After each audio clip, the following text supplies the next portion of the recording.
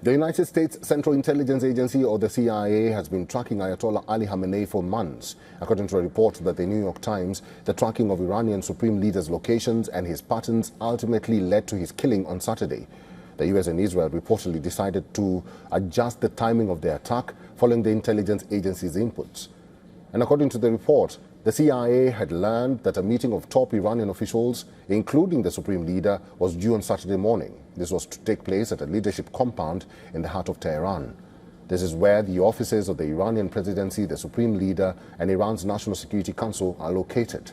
The CIA zeroed in on the location of Khamenei and passed its intelligence to Israel. Meanwhile, Israel determined that the gathering would include top Iranian defense officials. The US and Israel were already poised to execute the operation on Iran, which they had been planning for months. The two nations had originally planned to launch a strike at night under the cover of darkness, and according to the report. Following CIA inputs, they decided to adjust the timing. The operation began at around 6 a.m. in Israel as fighter jets took off from their bases. 2 hours and 5 minutes after the jets took off, at around 9:40 a.m. in Tehran, the long-range missiles struck the compound. At that time, senior Iranian national security officials were in one building at the compound. Khamenei was in another nearby building. The strikes were carried out simultaneously at several locations in Tehran. An official cited by the New York Times said Israel managed to achieve tactical surprise, this even as Iran had been preparing for a war. President Donald Trump had last year asserted the U.S. knew where Khamenei was hiding and could have him killed.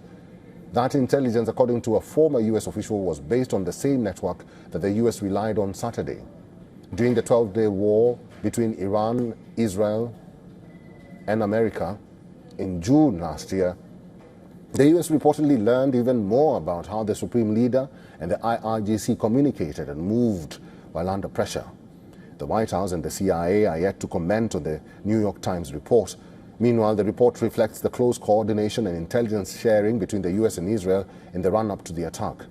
The operation also showed Iran's failure to take adequate precautions to avoid exposing themselves. This at a time when both Israel and the U.S. sent clear signals that they were preparing for war.